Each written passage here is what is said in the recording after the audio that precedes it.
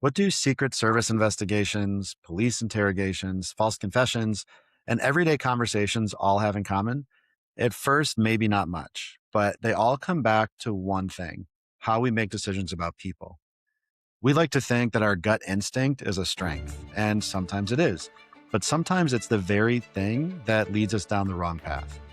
In this episode, we're going to talk about everything from high stakes investigations and the work of the US Secret Service to confirmation bias, false confessions, why we assign horns and halos to people, and even a mathematical model for criminal behavior. The interesting part is that these ideas don't just apply to investigators. They apply to leaders, parents, coworkers, and really anyone that wants to make better decisions and have better conversations. This is the Truth Be Told podcast, where we unlock the secrets of strategic communication.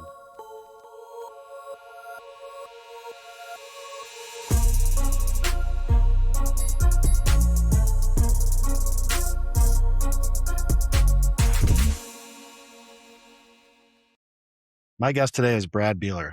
Brad recently retired after a 25-year career as a special agent with the U.S. Secret Service, where he became one of the agency's most experienced and decorated polygraph examiners. Throughout his career, he worked high-profile investigations, trained federal law enforcement and intelligence professionals in credibility assessment and elicitation, and has built a reputation for understanding how people think, communicate, and make decisions under pressure. He's also the author of Tell Me Everything, where he takes those lessons from the interview room and shows how to apply to leadership, relationships, and everyday conversations. Brad also joined us in season 2, and if you like this episode, make sure to check out his earlier appearance on Truth Be Told. Let's get into it. Welcome to this episode of the Truth Be Told podcast. I am here for the second time with guest Brad Beeler, retired U.S. Secret Service agent. Not really retired because you're always working, and just put out a book, but we'll still congratulate you on the retirement. Thank you very much, Dave. First of all, before we get into anything, since we talked last time, you did publish a book. I got to talk about it now because we're going to reference some of your material here in the episode. But I would say tell me everything about the book, but that's kind of the title.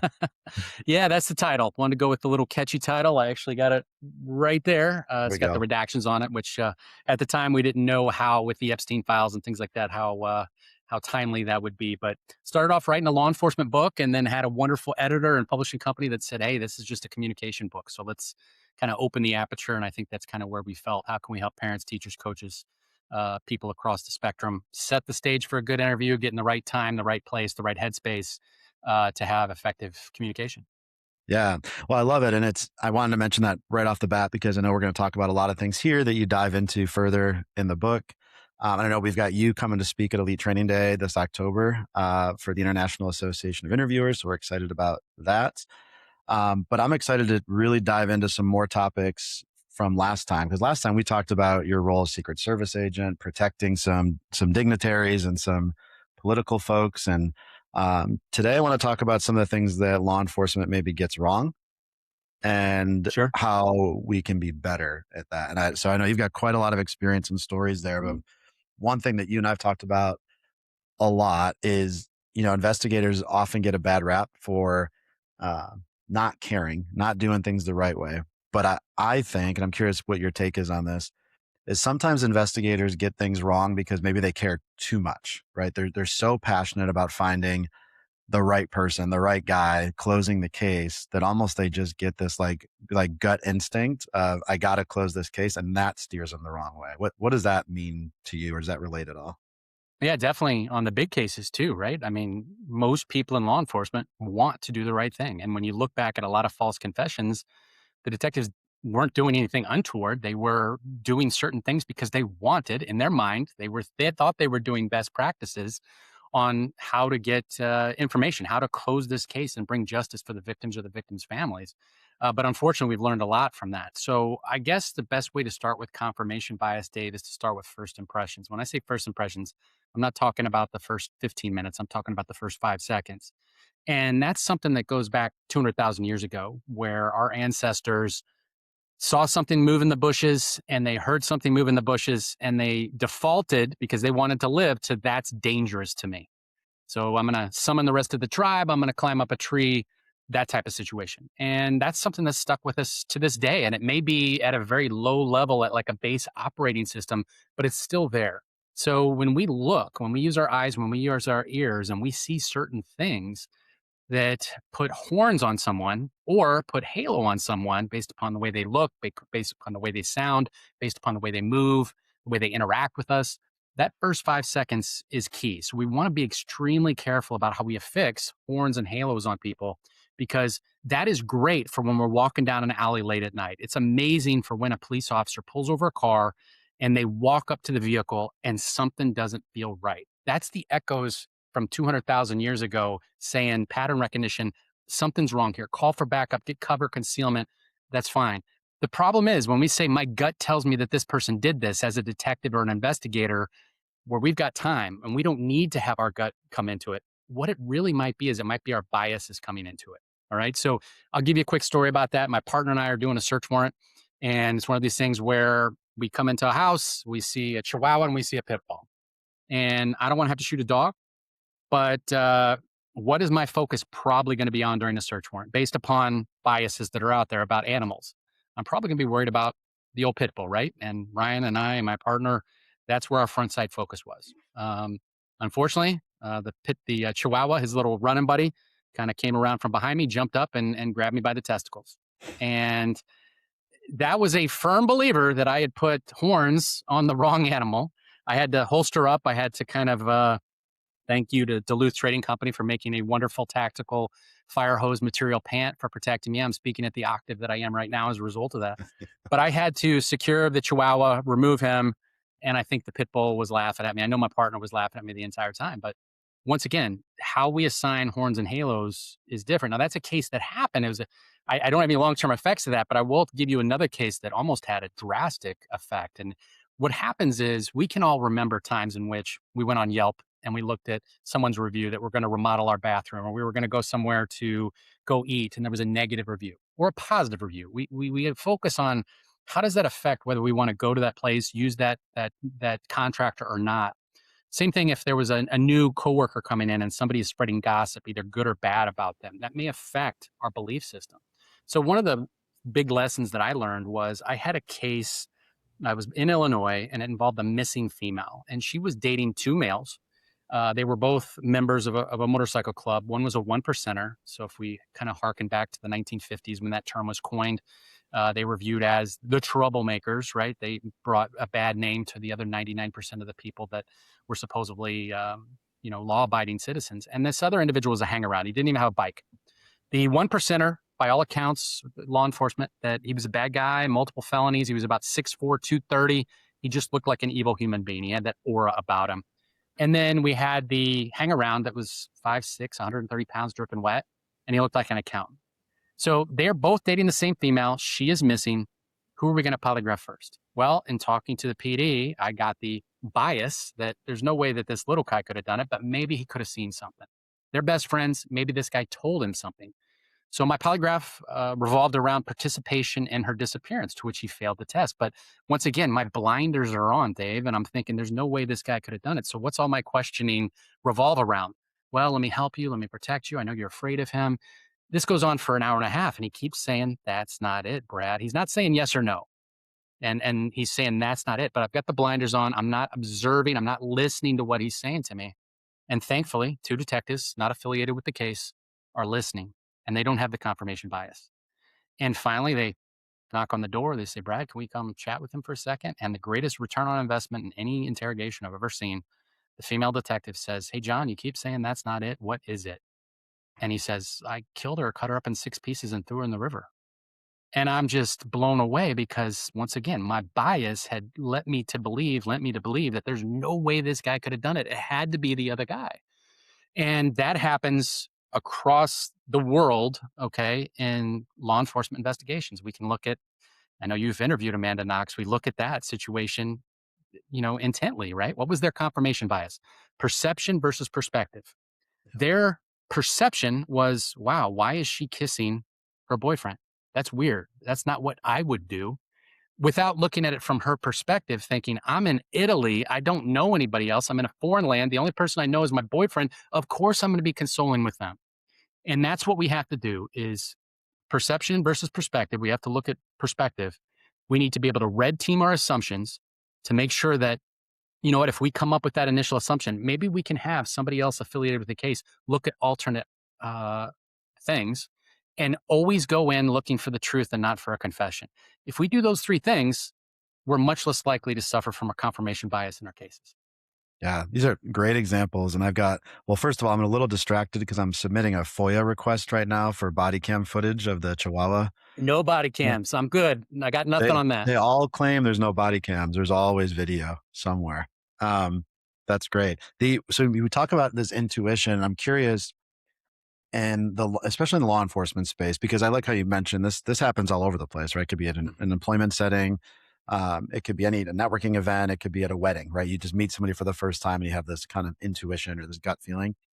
In the law enforcement space, I think there's a misconception out there that sometimes this intuition is trained in an Mhm. academy versus maybe learned over time. And I don't know if you can help separate those things. And it doesn't make it right or more justifiable, but I think it's a good awareness for investigators to have of where this bias or intuition might come from.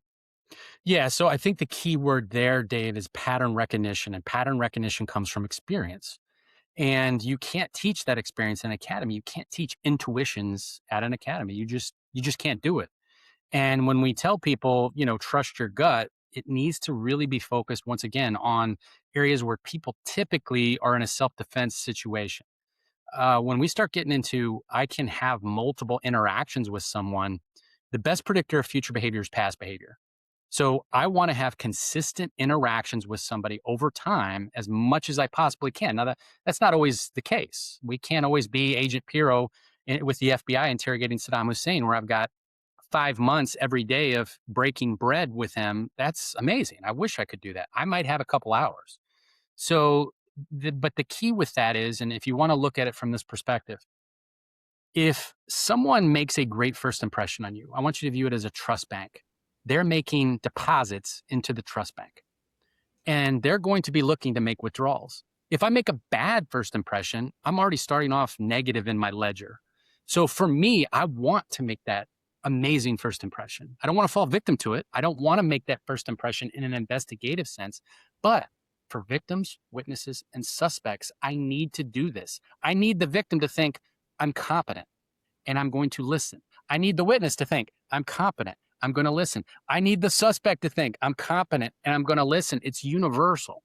So I need to be able to do certain things to put those deposits into that trust bank. And that could be that dry, warm handshake. That could be tilting my head to the side. That could be the eyebrow flash so I don't code neutral. Neutral codes negative because once again, going back 200,000 years ago, we see a neutral face. That's one that might hurt us. That's not somebody from our tribe. I want to metaphorically be part of their tribe and show them those friend signs so that I can create that confidence if I do need to make a withdrawal at any point in the future. I have to earn those answers. People think about asking the right questions. It's about earning the right answers. There's a couple examples you gave earlier, like the female detective come in and kind of changing the framing of the question, or really Mhm, simplifying maybe what the question should have been. So I've had some cases where I'm reviewing an interrogation and a alleged confession, mhm, where there's maybe a false confession or questions of a mhm, wrongful conviction, and I've seen confirmation bias come into play where an investigator gets something like eyewitness identification and they say it looks like this guy, and then maybe there's a confession or there's some other type of evidence. And often what happens is that investigator then has, in good faith, information from a witness, information from maybe the suspect themselves. And so as they continue to investigate, when there's alternative explanations for that evidence, or somebody comes forward and says, no, I don't mhm, think it was that guy, they tend to ignore the contradictory evidence and only confirm, which is confirmation bias, but only confirm what kind of complies mhm. with their theory. So now, and that's, we're blaming, I guess, an investigator for this, but this is human nature. We all fall victim to this in Yeah. different circumstances. So my question is, what what strategic things can we do? You mentioned red teaming and some other concepts, but what are some things that we can do to help check ourselves that we're not falling into that same pattern? Have somebody else watch your videos. I know we did that a lot on a biannual basis with the Secret Service. Is We would have people look at your examinations multiple times, and they would pull random cases to make sure that you weren't drifting, because that's what happens a lot of times. It's not that an agent or an officer has ill will. 99% do the right thing, but sometimes we drift and sometimes we get lazy. Okay. As we get older, we got life circumstance. I want to make the kids' soccer game. I want to do this. We don't have that same piss and vinegar we did when we were 26, 27, and just kind of come into this. So we have to have outsiders look at this and see, these are the best practices. Also, we need to lower our ego, and we have ego and arrogance on both sides. And what I mean this is, you have, I know we talked about this a little bit offline. So you've got the practitioners. What do we think? We've got the ego. I'm the one in the field. I'm the one doing this. This is where the rubber meets the road. Take your PhD and, you do what with it, right? I mean, we have the ego and we have the arrogance where we don't look at the studies. We don't keep up on the legal things. I've been doing this and this is the way I've always been done it. But on the other side, we've got ego and arrogance too, where the PhDs will look at certain things and they'll just force feed it to us and be like, it's right because I'm a PhD and I did this study. But their arrogance is it may not translate to the real world. It's in a study. It's with a soldier or it's with a student. It's typically a very, very small amount of people, and the circumstances can never be what they are in the real world. So I think we need to take what we can from the research without throwing the baby out with the bathwater. Sometimes I hear people say, well, we don't care about confessions anymore. Let's get provable lies. A provable lie is more important than a confession. That's ridiculous. A confession is amazing for making cases. Now, to go back to false confessions, it's also a big reason for false confessions or, for false convictions. So, from an eyewitness standpoint, I'm glad you brought that up because we put so much, fear into false confessions without realizing that one of the primary drivers of false convictions is eyewitness testimony and how flawed it is, especially cross-cultural. And so that's something that definitely needs to be looked at because let's be honest, if you're a law enforcement officer and a victim comes in and she picks it out of a six pack and says, that's the guy that did that thing to me, that's pretty damning.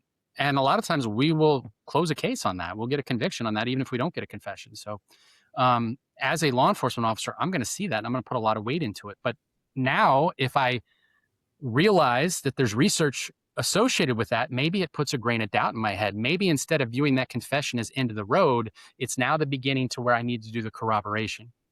And too many times we get the confession, what do we do in law enforcement? We stop. And when you look a lot of, Michael Crow, a lot of the historic cases, there were multiple damning bits of evidence that came up after the fact.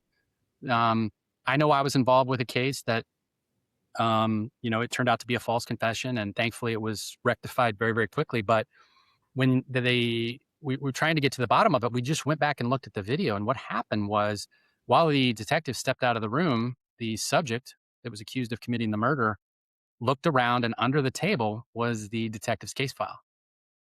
So what did he do? He started flipping through it. And they were only out of the room for 5 or 6 minutes. But guess what? He knew the room number. He knew what the potential murder weapon was. So when he made the statement to me, I thought I had holdback information, right? I thought I had the Holy Grail, but it wasn't. So we need to be very careful about contamination that's brought into the room and the statements that we made. And that can be sometimes picked up, those confirmation biases and contamination, by having those same red teams also be the individuals that will watch tapes, not necessarily from an IA standpoint, but just from the standpoint of making you better at your job. I think that's great. And even, when you're doing an interview and people that are listening, they've never conducted an investigative interview before, it is, or an interrogation, the cognitive load on a person, right? What I mean by that is the investigator's thinking of so much. That. I mean, you're analyzing what's in front of you. You're thinking about the evidence you have, what evidence they're presenting. Is there contradictions? What's my next question to ask while you're still engaged listening? Mm-hmm. And when you're so focused on that, you might miss the absolute most obvious thing that you're supposed to ask. And so it's nice to have a secondary interviewer or somebody or Huge. recording, which is helpful. Secondary interviewer. Secondary interview, yeah, very helpful, especially if they have, and you're willing to be challenged, right? You need, maybe not in the room, but you're willing as the interviewer to recognize, maybe I missed something. Or you need to have that kind of open mindset to have a good secondary interviewer. I'm curious because we talked about the witness piece for a minute. So we had Dr. Elizabeth Loftus on last year, I think, in season 1 or season 2, one of the kind of foundational researchers of how memory works. And we talked a lot about contamination, the way we ask questions. And so like I like your example of having holdback information, but when the investigator accidentally leaves it in the room, it kind of eliminates Mhm. that. How often do you think some of these potentially either coercive or improper interview tactics find themselves in a interview with a witness? Because we're always so focused on false confession with a suspect. But do you think witnesses are sometimes giving false information that is a result of the way we conduct the interview? The way we ask questions is very important, right? Time, place, headspace is we've done a much better job in recent years because I think we've seen the research, especially with witnesses and victims, especially with victims, getting them in the soft room, tell, explain, describe, trying not to use a lot of close-ended questions, especially ones with, like I said, that are framed with a certain verbs and things that can change outcomes. So I think we're getting better. We still have a long ways to go because if you look at research design, you can get a result based upon, and I'm not talking red, blue, but I'm just talking if we wanted to talk about raising taxes, or if I would change the word from taxes to investment, there's little things I could change in the wording and it would almost completely skew the results the other way. Sure. So yeah, Yeah. we do have to be very careful. You have obviously the words you use, the way you say the words, and how we look when we're saying the words. If we emphasize certain words, it can completely change the outcome, and that's both how I read people and how people read me. And I'm just trying to think of a for instance, like if somebody said, I didn't say anything, bad about that guy on that night. You know, I could, if I emphasize it may be, I didn't say anything. Well, somebody else said something. Or I Right. didn't say anything. Okay, I texted it. I didn't say anything negative. Well, it might have been neutral. I didn't say anything about that guy. Well, it was a different guy. The way we emphasize a word to someone, it causes the change in the way it's perceived. So it's not just the word; it's also the delivery, and it's also my face. So if I have a negative face when I say things, it's going to be perceived in a negative manner. That person may be mirroring me, which is what we always want, but they may be mirroring my negativity. So what am I looking? I'm taking it back into them or back into myself. I'm looking at their negativity, thinking that's a response from some stimulus. Well, it's my stimulus that I'm potentially, introducing into this equation. So we want to be San Diego weather when we're talking to people from a body language standpoint. I want to be 78 and sunny. And I don't want my word choice, the way I say the words, or the way I look to be contaminating that victim or that witness, if that makes sense. Yeah, that's a great example. So buffalo weather is not the type of approach I should take in a conversation with somebody. No, do Yeah. not. The I think crazy buffalo. it's we've talked about this in a few other episodes, but it's even yeah, that's a really good point. Is if I'm listing several things, several names, right, whatever it might be, and I'm stressing one versus the other, I'm shaking my head no versus yes. It's the same thing if you people listening that are trying to convince their significant other on which restaurant they want to go to dinner on Friday night or what Right. type of food they want takeout. I mean, we do the same thing all the time of how we're hesitating or pausing or acknowledging. I think it's even, I'm curious what you think about this, but even just general attitude in the conversation. And I've seen this at like professional networking events where somebody says, hey, Dave, I want you to meet Brad. He's like super energetic guy. Go talk to him. He can't wait. He's a really like joyful person. You're gonna meet him, Mhm. or go meet Joe. But just so you know, Joe's real quiet, withdrawn. He's kind of Yeah. short, like spoken, and so naturally, I would probably most people would probably present themselves in a different way to those two different people, right? I'm going to approach Brad with high energy because that's what I think I'm going to get reciprocated, and the other guy, I'm probably going to be a little bit more quiet or hesitant in the conversation. And so, if I'm going to get that behavior reciprocated towards me, I just feel like whatever I was told beforehand, that prep Mhm. information of, yeah, you were right. Brad was great to talk to, and this other guy was kind of a dud. But maybe it's my fault. Maybe it's the way I entered the conversation actually set them there. So I'm just wondering whether it's public speaking that you're doing a lot of, I know, keynote stuff now, or it's Mhm. sitting in an interrogation. How much does just your general attitude seem to reciprocate with the audience? 100%. I mean, like, look at if you look at priming, right? So in a lot of the cases that we work, let's say there's a search warrant. You don't want your primary interviewer to be the individuals that's leading in the door, proning everybody out, pointing a gun in everybody's face, and putting handcuffs on somebody. One, there's a vested interest on his or her part, but two, what's the perception of this victim, witness, or suspect that's watching this take place? Like you are the boogeyman to me. You were coming into my house. depriving me of my rights in front of my family. So that the team, whether it be a SWAT team, injury team, whatever the case may be, they're not the ones doing the interview. The first person that doesn't point a gun at them, and where you have what's called a cooler, drawn from the a wonderful movie Roadhouse, is that individual is going to be the person that comes in clean, and they are going to prime the next person that's going to have an interaction, and this is going to help victim, witness, or suspect regardless. And they're going to say, "Hey, Kevin, let's say Kevin's the case agent. Kevin has been doing this a long time. Look, he's dealt with anything. He's heard everything. There's nothing that you're going to tell him that he hasn't heard before. But he's one of our top guys. He's going to assist you in any way that he can." By saying that, I mean, I know we're kind of riffing on what you had just said, but about the being at the party and introducing somebody. What does that say to that person? Kevin knows what he's doing, and Kevin's a good guy. And then therefore that person is primed to go into that interaction looking for the best qualities. Whereas if that person says, "Yeah, hey, go talk to Kevin. I mean, shoot, he's kind of an asshole." I mean, that's a problem, right? Yeah. So we need to prime as much as we can for the positive. And then Kevin, let's say back in the days when I was doing polygraph, would do the same thing with me. And that's not skewing it to get a confession, because I can't get good physiology from somebody when their heart rate's 120 beats per minute. So whether they did it or they didn't do it, if I want good information from somebody, I need to bring the temperature down. I need them to be at 80, 70 beats per minute, so that those operating systems, metaphorically, they're operating in the background. That cognitive load, I'm closing those windows out, and now they're calmer. So now they can remember things that may help me further my investigation. Too many times, hey, sit down, let's go, let's ask questions. We don't get that base of Maslow's hierarchy needs. The first one is safety. They need to feel safe.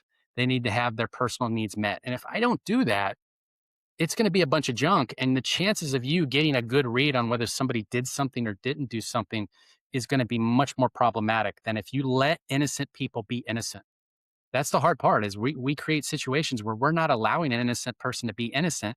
The Othello effect kicks in. And when people don't think that they can prove their innocence, they start throwing out body language, vocal impressions. They start doing things that we've falsely been told are what deceptive people do. So we need to allow and create an environment where innocent people can just be just that, innocent. I like this concept, and there's been some recent research on this too about this is not probably the most academic way to explain it, which is why it's you and me talking here today. But the rapport handoff is what I'll call it, and it's kind of Hmm. what you just described, right? Yeah. I've seen the same. It could be with customer service, right? It's somebody's being managed by one account manager and they get passed off to somebody else. It could be a patrol officer passing off to a detective. It could be a store manager who's walking an Hmm. employee back to the stock room to talk Yeah. to a loss prevention investigator. And it's this handoff of, hey, just I know this person, I vouch for them. They're a good person. They're good at their role. They're good at their job. This is not something that's new to them, or whatever that might be. But it's that referral almost can be really helpful. And I think so. You mentioned this before about the ego and arrogance. Hmm. And so we're talking about kind of practitioner versus academic a little bit in the example you gave. And we both, I know, have talked about this. I think the strongest is when these two sides work together, right? So Yeah. academics can hear and experience what the practitioner does every day. And the practitioners can sit and understand the research design and maybe have input on the research design, and we can work together. And so I'm going through this because my question for you is, we talked about false confessions. Like for me, that's not something I thought existed, and now that's become a large part of my life, is Hmm. working on false confession cases. So I'm curious for you, did it what triggered that for you, that, or maybe you always were aware of it, but that you were like, well, okay, I guess this is real, because most investigators think this doesn't exist, or it's such an anomaly, it's not really out there. Was there a tipping point for you where you recognized that this is a problem and something that maybe we contribute to? Yeah. So I read about it when I was a young pre Secret Service in grad school. Like, yeah, false confessions, you're told there's such a small number, and they are a small number. I don't want people to think that, every other case is a false confession. They are very rare. Obviously, they're not rare to the people that they happen to. That's changing their life potentially. What has helped us above all else, and you're a perfect example of this, Dave, is one, you have a lot of people studying it, but also you have video cameras everywhere.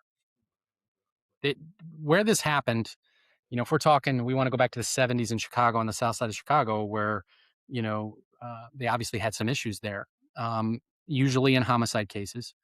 in which there were directives from high above. So there was a lot of pressure to we got to bring the homicide rate down. And when there's pressure, people make poor choices.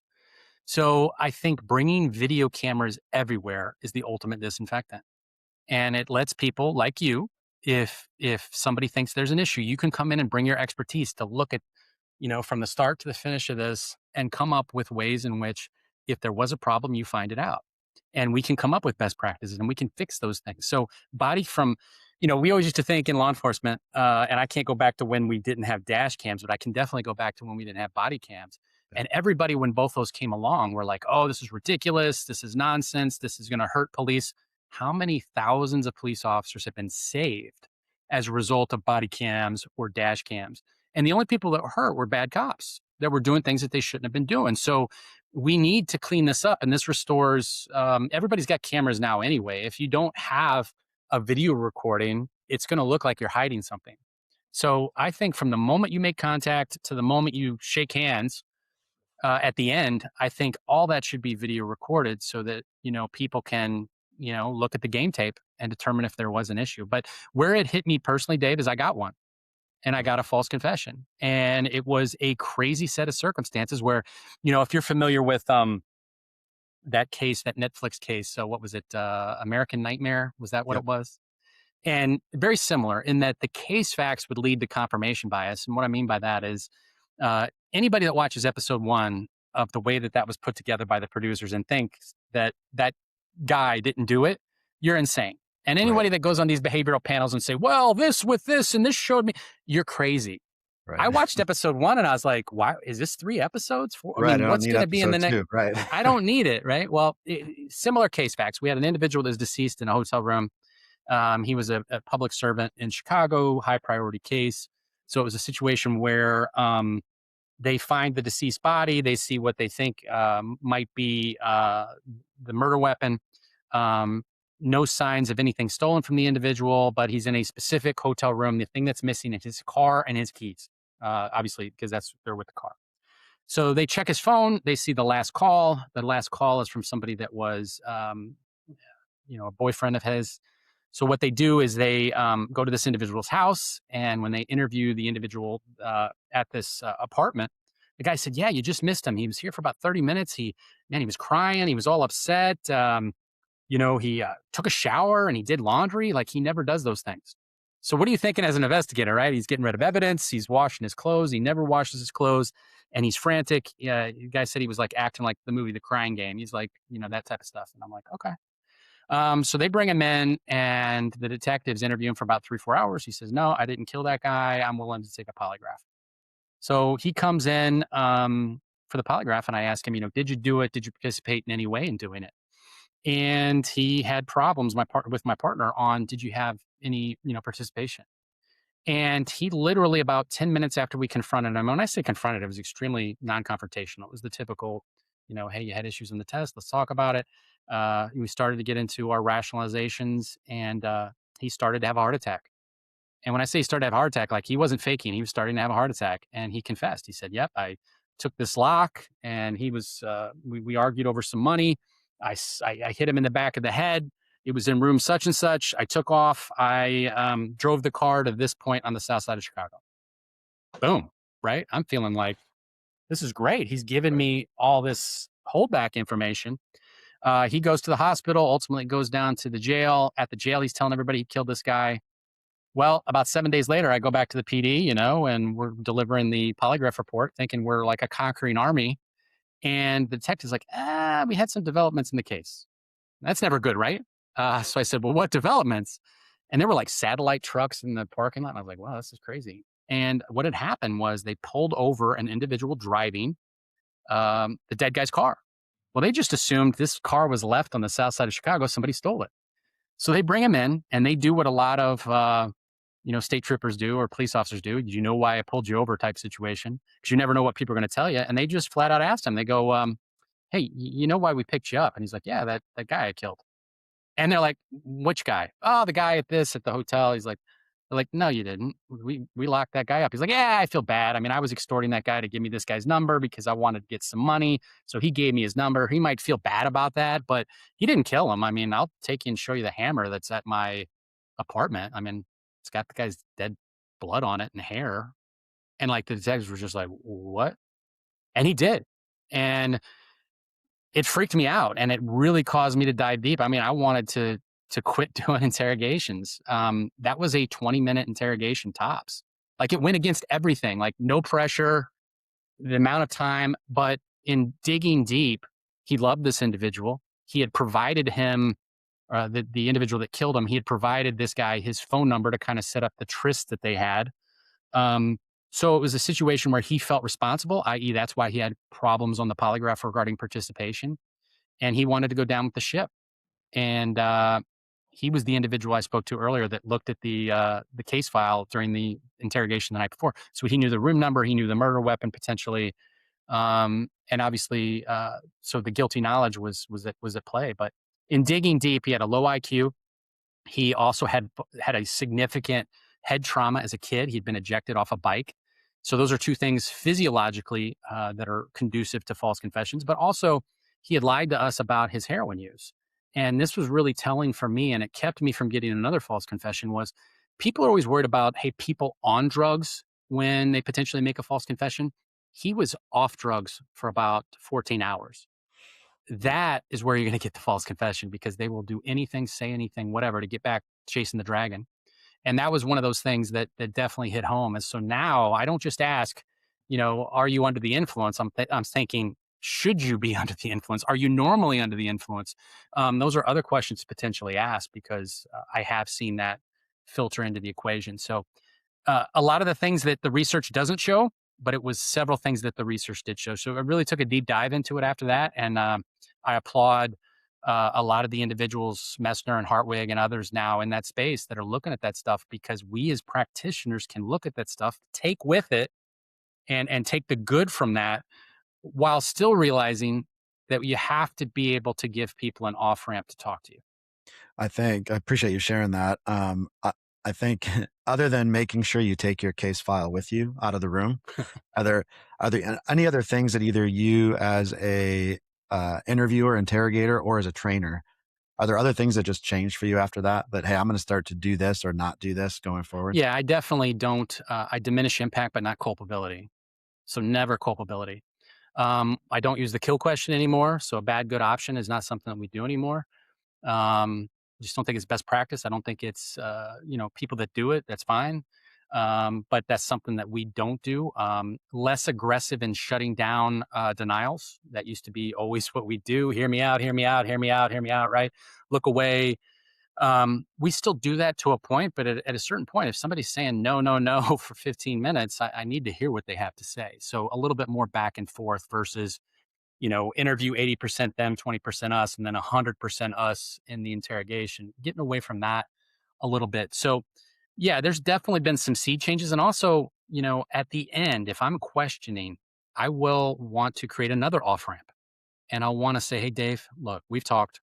And sometimes people get emotional in these types of situations. Sometimes people get stressed in these situations. I do not want you to say something that didn't happen because you think it's going to make me happy or it's going to be in a better situation. I want you to tell me what actually did happen.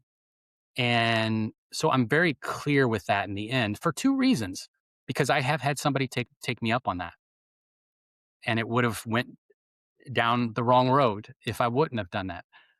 But it also is very clarifying, and I feel much better when somebody says, "No, Brad, that's exactly what happened, and here's why I'm telling you," and boom, boom, boom.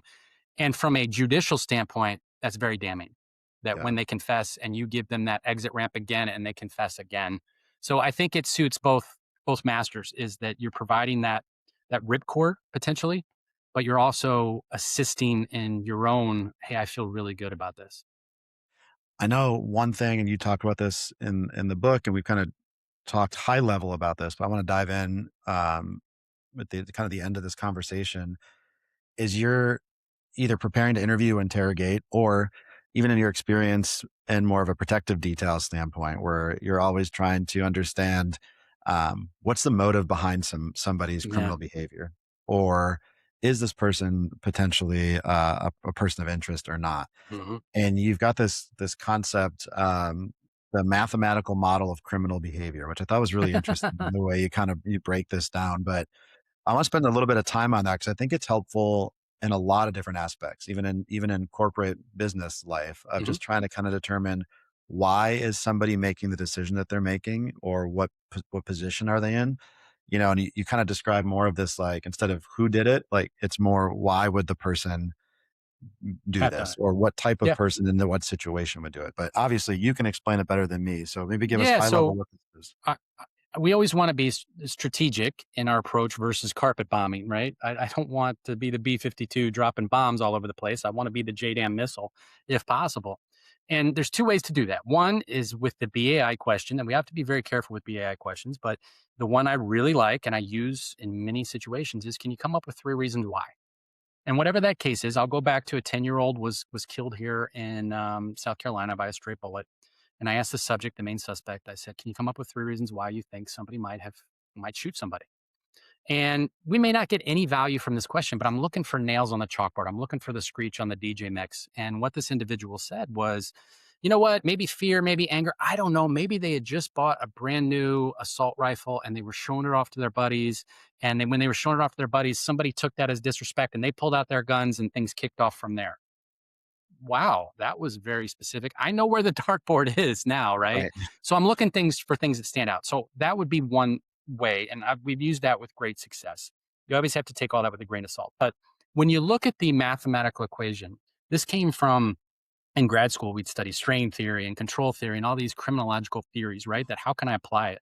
So I looked at it, and if you wanted to look at it from the standpoint of, as I'm saying this, think of Walter White, his character in Breaking Bad. So you have need plus ability plus opportunity plus justification, and that's squared by stress. Stress is the ultimate outlier. It's the ignition switch. It's the gasoline on the fire, so to speak.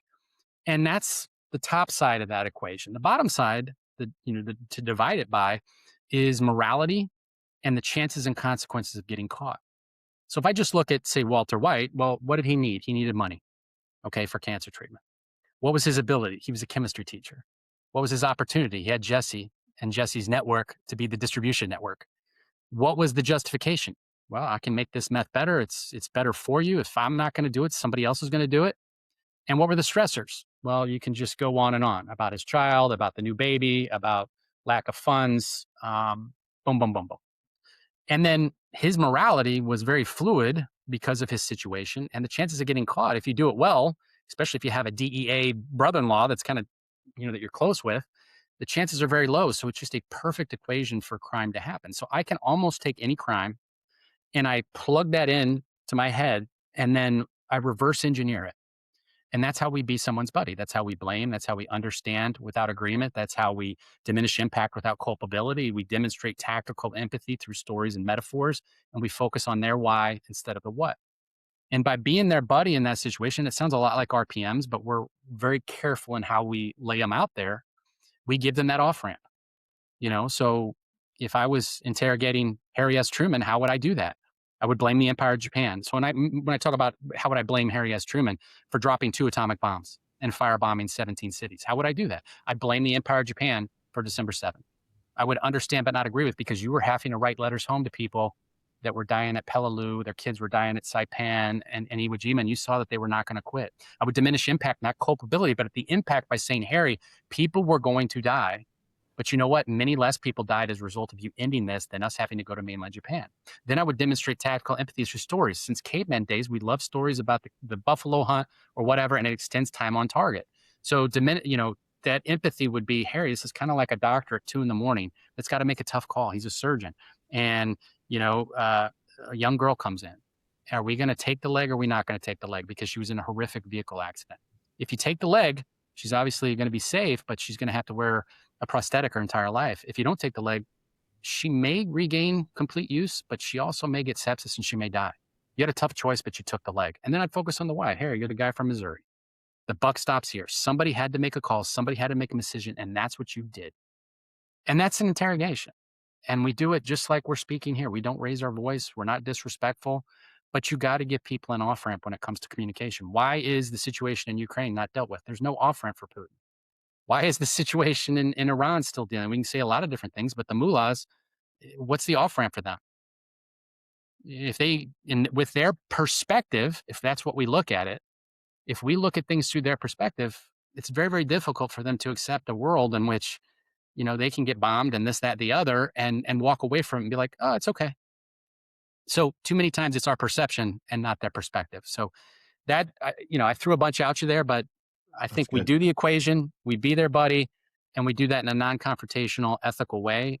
You're very likely in a lot of chances to get the bad guy or bad gal to give you not their excuse, but their explanation. Too many I think times we focus on the excuse.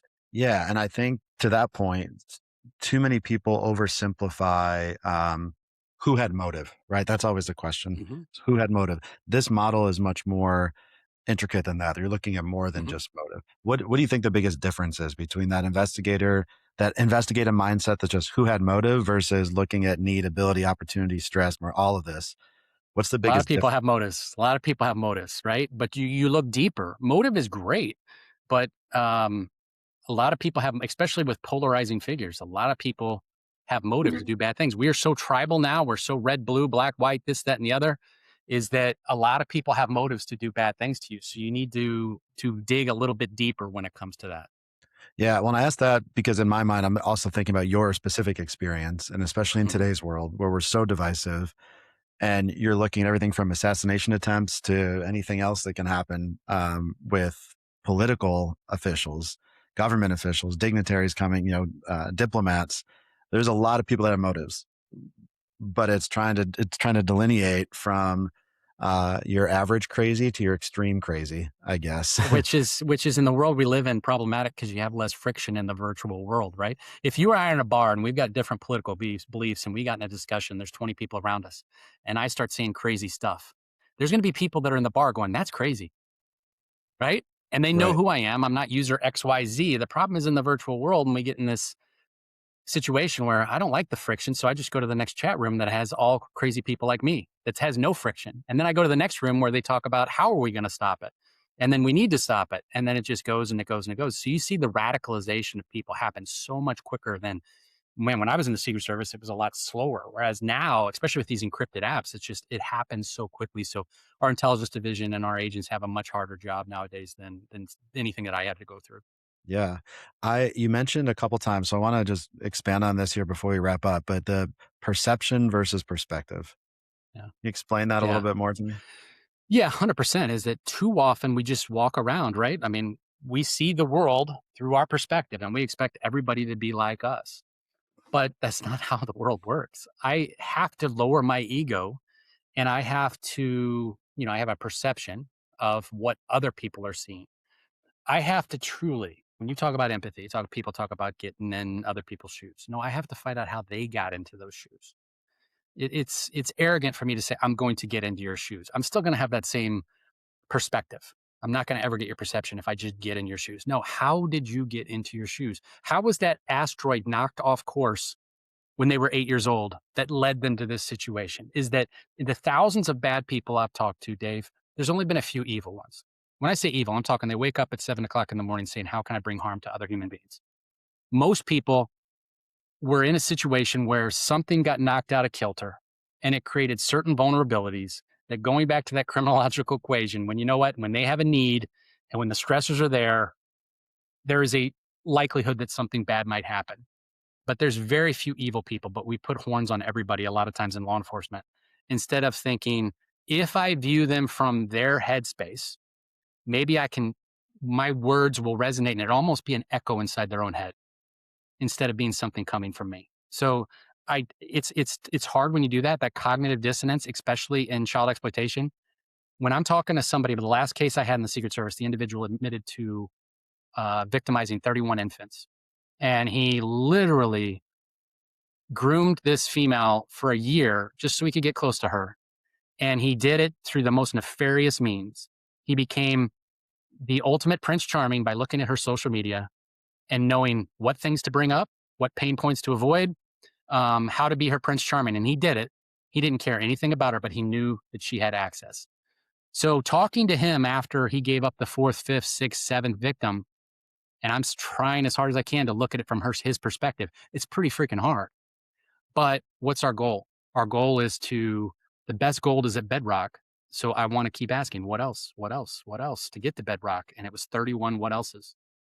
bad guy, evil human being, one of the worst. But if I don't view things from his world, the problem is when you come home, I've got to come home to my house, to my world. And how do you separate those two things? So I would have a shirt like this that I would leave out in the car so that that dirt would stay into my car. It was like a Yeah. totem. And I would play a game on my phone that would disassociate that from crossing the threshold into my house. So the thing I would end with, Dave, is that the people in law enforcement that might be listening to this that are working CSAM cases, ICAT cases, cases involving the exploitation of children, things like that, death investigators, those are things you can't get out of your head. So bring your ego down, go to those professionals that study this stuff, have a great wolf pack that know what your good days and what your baseline is, so that when you're deviating from that, they can say, "Hey, Brad, you might need to take a few days here." And it worked for me. I didn't know I was having those issues. So men are the worst at this because we're type A's, especially in law enforcement, and we don't think we need help. Sometimes you do. So I hate to see the mental health crisis that's in the military and in law enforcement. Yeah, I'm glad you brought that up. We've had a lot of episodes focus on that. We just had a recent one. If for those listening interested in this topic, Pasha Palanker recently was on. Who's a combat veteran, 2-time Purple Heart recipient. He talked about the same thing: the stigma around mental health Mhm. and mental wellness, and how you got to take care of yourself and each other, especially when you're surrounded by this secondary trauma for some of these Yeah. investigations that you have. I am, and that just a couple last things here, and I'll let you go. But that last piece, um, just because you have perspective doesn't necessarily mean you have sympathy. And I think some Yeah. people get It's not confused agreement. there. It's not Right. agreement. Right. It's showing what, I mean, how would you explain that? It's showing maybe empathy or at least understanding without Yeah, justifying. it's not I don't even know if it's empathy. It's just I can understand your perspective without agreeing with it. Right? It's you're a bad person. I don't advocate for those bad things, but I can say things like I understand why you felt. Too many times in law enforcement we say dumb things like, "Oh, I totally understand, man. Anybody in your situation would have done something like that." Like that's crazy. One, that's disingenuous. It's fake. Criminals can see through fake. Just like we can see through politicians that come to certain parts of the country and have Right. speak like locals, right? Um, it's viewed as fake, and juries hate that. That sounds awful. And a defense attorney is going to bring that up. So, agent so and so, so you think that that was okay? Because if you're thinking it's okay, I don't know why we're having this whole trial, right? So, uh, yeah, we can understand, but I always phrase it as I understand why you felt versus I understand Yeah. why you did that. So, you got to have that important caveat. When you talk about separating from professional personal life and taking that time at home, we know, and the research has shown this too, that investigators often have a lie bias. So I'll use your term, I'll call it a horns bias, Hmm. Yeah. putting that on everybody. And most lay people have the halo bias if they Yes. trust everybody. How have you tried, if you have tried, how have you learned to separate that in your personal world of not distrusting everybody and not getting mad at family and friends who tend to overtrust everybody? So, couple things like when you look at Who Can Catch a Liar, Paul Ekman's study, late '80s with O'Sullivan, it talked a little bit about that. As far as for whatever reason, the Secret Service came out 20, 30 points above the other law enforcement and other agencies. And I think people chalked it up as well. Secret Service, they're always observing, they're always watching body language, but body language is not a good determiner of detection of deception. I think what it is especially the old Secret Service, half the cases you'd work were innocent people. They were people that got stuck with a counterfeit. They didn't do the counterfeit. They were people that got stuck and had the treasury check stolen from them versus they were doing a scam. So we would see both sides. If you take somebody in certain squads in law enforcement, they deal with liars every single day at a very high proportion. So how long does that take before that hits you? I'm dealing with a Republican politician one day. I'm dealing with a Democrat the next day. Then I'm dealing with another conservative, and then Iran comes in, or then Israel comes in. So I have to stay kind of middle of the road. And you know, uh, to me, I've seen how echo chambers work. When I started the job, I got on Bush when he was running, and I would say I was more of a Democrat at the time. Well, within 3 weeks, very, very quickly, oh man, I'm around the supporters, I'm around the funders, I hear them the same stump speech. Man, I'm definitely voting for Bush.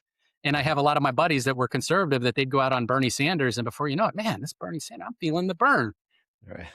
They are a thing, so we have to be very, very careful about that. in that sense. So hopefully that answers your question. Yeah, no, that's good. I've kept you longer than I promised, so I'm gonna let you go here in a minute. I want to make sure people can connect with you, so I'll list your website in the show notes. So bradleybeeler.com is one of the easiest ways to Yeah. connect with you. I know you're also pretty active on LinkedIn. Yep. Again, recommend the book, Tell Me Everything. So I'll link that as well so people can learn more about it.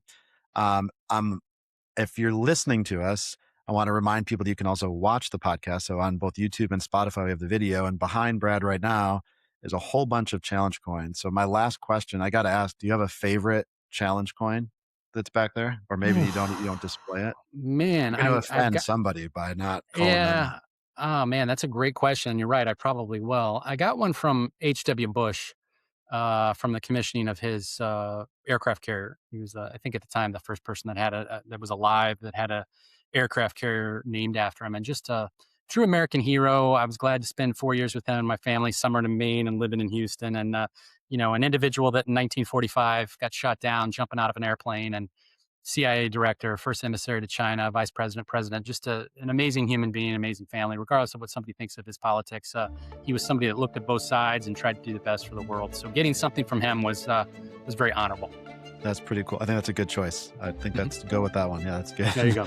Yeah, really cool. Well, thank you for your service. Thanks for your time. I appreciate what you're doing now is getting the message out there from training, writing books, getting on podcasts, doing keynotes. So for those of you listening, learn more about Brad on his website. And I thank you all for tuning into this episode of Truth Be Told. Thanks for having me, Dave. To help more listeners find our show, please provide us a rating, give us a follow, and share this episode with your colleagues. For the latest news and to engage with our guests, follow Truth Be Told on your favorite social media apps. And don't forget, we are available on all major platforms, including Apple, Spotify, and watch a video of this episode on YouTube. On behalf of our guests and valued sponsors, thanks again for listening to this episode of Truth Be Told.